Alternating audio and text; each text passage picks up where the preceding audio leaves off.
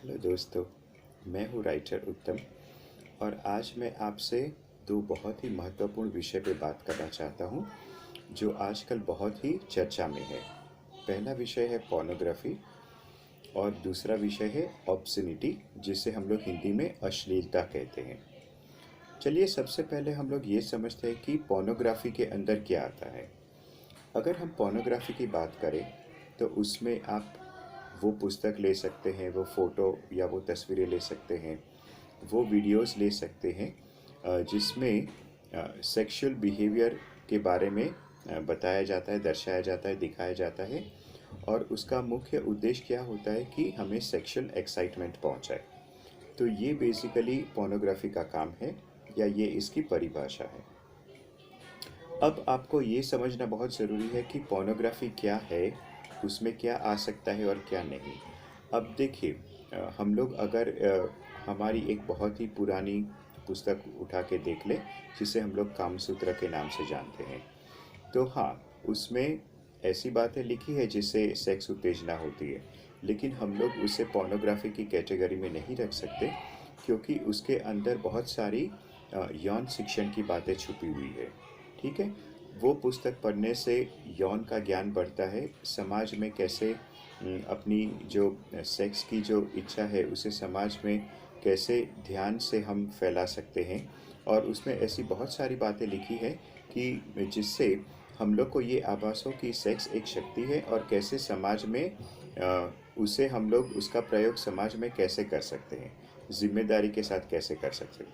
तो कोई भी हिसाब से हम लोग कामसूत्र नाम की जो ग्रंथ है उसे हम लोग पोर्नोग्राफी की कैटेगरी में नहीं रख सकते। उसी तरीके से परफ्यूम्ड गार्डन जो पुस्तक है या फिर चाइना के तरफ की जो पिलो बुक्स है, तो ये सब में कुछ ना कुछ समाज में सेक्स का बर्ताव कैसा होना चाहिए, समाज में रहने समाज में रहते हुए लोग अपना जो सेक्स व्यवहार है वो कैसे करें, ये सब बातें उस पुस्तकों में दी गई है। इसलिए हम लोग इसे पोर्नोग्राफी बिल्कुल नहीं कह सकते। ये सब जो पुस्तकें और ये जो ग्रंथ की जो मैं बातें कर रहा हूँ उनमें कुछ सामाजिक मूल्य छुपा हुआ है।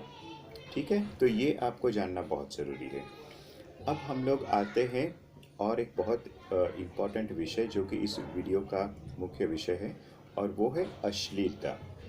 ठीक है, तो अश्लीलता के अंदर क्या क्या आता है और क्यों हमें अश्लील चीज़ों से बहुत ही सावधान रहना है, वो भी मैं उसकी चर्चा करना चाहूँगा।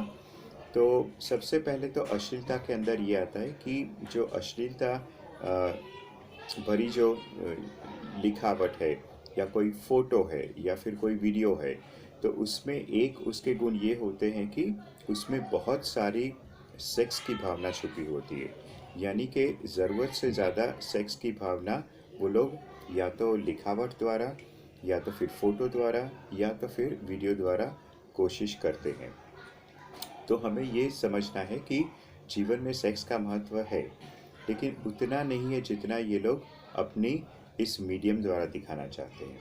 इसलिए अश्लीलता जो है वो हमारे लिए एक मुसीबत बन सकती है, क्योंकि अगर हम सेक्स का मापदंड नहीं समझ पाए अपनी ज़िंदगी में तो ये एक मुश्किल बन सकती है।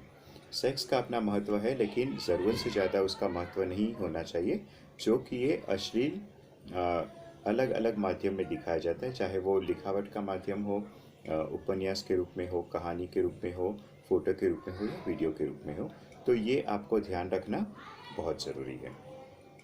अब हम लोग को दूसरी चीज़ ये ध्यान रखनी है कि ये जो है जो भी इंसान अश्लील चीज़ों को देखता है, ठीक है, या फिर उसे पढ़ता है या फिर वो फ़ोटो देखता है, तो उसका दिमाग खराब होने की संभावना है। अब खराब होने की संभावना से हम लोग ये कह सकते हैं कि उसका बुरा असर पड़ सकता है। हो सकता है किसी औरत का देखने के बाद बलात्कार हो जाए, या फिर अगर बलात्कार नहीं हो तो दिन भर उसी के बारे में सोचते रहना। और आप जानते हैं कि जब हम लोग किसी के बारे में दिन भर सोचते रहते हैं तो वो चीज़ जल्दी से हमारे दिमाग से हटती नहीं। तो आज नहीं थोड़े दिन के बाद हो सकता है उसकी असर किसी और के ऊपर पड़े। इसलिए हमें अश्लील जो साहित्य है, चाहे वो अश्लील वीडियोस हो या अश्लील फ़ोटो हो, उससे इसलिए बचना चाहिए। ठीक है, तो यानी कि हमारी मुसीबत कहाँ पे है? अश्लीलता को लेके है, जिससे हमें पहचानना है और उससे दूर रहना है। अब हम लोग एक तीसरा मुद्दा देखेंगे कि अश्लीलता की और एक पहचान ये है कि वो हमारी जो इंद्रियां हैं, हमारी इंद्रियों को अश्लीलता बिल्कुल ही पसंद नहीं है। यानी कि अगर आप कुछ ऐसे, जैसे मैं आपको उदाहरण देना चाहूँगा कि आँखें, हमारी जो आँखें हैं वो हमेशा सुंदर चीज़ें देखना चाहती है, मनोरम चीज़ें देखना चाहती है। उसे अगर आप वायलेंट पोर्नोग्राफी, जिसमें किसी आदमी या औरत को बांध दिया जाता है, उसे अलग अलग तरीके से टॉर्चर किया जाता है, तो ये सब जो चीज़ें हैं वो हमारी आंखों को बिल्कुल नहीं भाती, यानी कि वो अश्लीलता में ही आएगी। या फिर कुछ ऐसे सुनने में भी ऐसी बातें वो वीडियो में हो या लिखी हुई हो, या समझ लीजिए कि ऐसी गाली गलौज बहुत ज़्यादा हो जो हमारे कानों को सुनना पसंद नहीं है, तो वो भी अश्लीलता की श्रेणी में ही आएगा। और हम लोग ये देखें तो ये दोनों जो चीज़ें हैं, देखना और बोलना, ठीक है, तो ये बहुत इम्पॉर्टेंट है। और तीसरा है सुनना, यानी कि वो जो डायलॉग्स है वो हम लोग सुनते हैं, तो जो डायलॉग्स सुनने के बाद हमारे सेंसेस को पसंद नहीं आए, यानी कि कानों को सुनना पसंद नहीं आए, तो वो हमारे लिए अश्लीलता का रूप ले लेता है।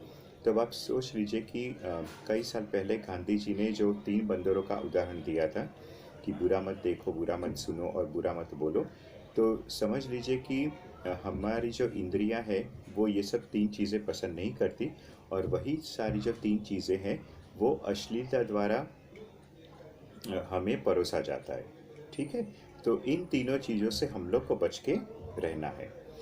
अब हम लोग नेक्स्ट चीज़ जो है वो देखेंगे कि समाज में जैसे जैसे हम लोग मोरालिटी कहते हैं, इस पर इसका प्रभाव पड़ता है। अगर बहुत सारे लोगों ने अश्लीलता देखनी शुरू कर दी, चाहे वो साहित्य हो, फोटो हो या वीडियो हो, तो सारे समाज में लोगों की जो सोच समझ है वो बहुत ही विपरीत हो जाएगी, विकृत शायद हो जाएगी, और इसमें समाज में बहुत ही असमंजस फैल जाएगा। इसलिए बहुत ज़रूरी है कि हम लोग इस बात का ध्यान रखें और ख़ुद ये जिम्मेदारी उठाएं कि हम लोग फिल्म्स तो देखेंगे, लेकिन उसमें अश्लीलता हो वो फिल्म्स हम लोग नहीं देखेंगे।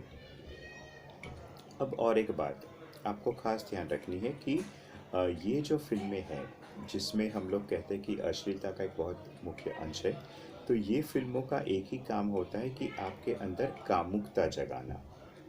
ये ध्यान से सुनिए कि ये जो अश्लील फिल्में हैं उनका एक काम है कि आपके अंदर कामुकता जगाना। और आप समझ सकते हैं कि कामुकता जो है वो हर सिचुएशन में, हर वक्त, हर किसी के लिए अगर वो पैदा हो जाए तो सही नहीं है, क्योंकि अगर वो कामुकता को प्रेजेंट करने का या फिर उसे रिलीज़ करने का कोई तरीका नहीं है, तो कोई भी औरत या कोई भी बच्चा हो या कोई अन्य पुरुष हो, वो उस कामुकता का शिकार बन जाता है, जो कि एक समाज के लिए सही नहीं है। इसलिए मैं इस वीडियो द्वारा यही कहना चाहूँगा कि अगर आप चाहेंगे कि मैं अश्लीलता का उदाहरण दूँ, तो ये मेरी समझ से 90s में ऐसी हमारी हिंदी फिल्म इंडस्ट्री में ऐसे बहुत सारे गाने आए थे जिसे मैं अश्लील कहूँगा। मैं किसी गाने के बोल बोलना नहीं चाहूँगा, लेकिन आप खुद समझ पाएंगे कि मैं किन गीतों की बात कर रहा हूँ, तो उसे शायद हम लोग अश्लीलता का नाम दे सकते हैं। तो ऐसे गाने हम लोग ना देखें और ना सुने तो अच्छा है। ठीक उसी तरह मैंने जो आपको अश्लीलता के लक्षण बताए, अगर आप कुछ ऐसा पढ़ रहे हैं, अगर आप कुछ ऐसा देख रहे हैं फ़ोटो के रूप में या फिर वीडियो के रूप में, तो ये सारी चीज़ों का ध्यान रखिए। और अगर आपको लग रहा है कि ये ऐसे कोई भी गुण है, तो वो चीज़ें आप ना देखें तो अच्छा रहेगा। बाकी मैं ये नहीं कह सकता हूँ कि हर एक फ़िल्म वो बुरी है, लेकिन इस बात का ध्यान रखिए। तो बस मैं यही चाहता हूँ, इतना ही कहना चाहूँगा। Bye bye.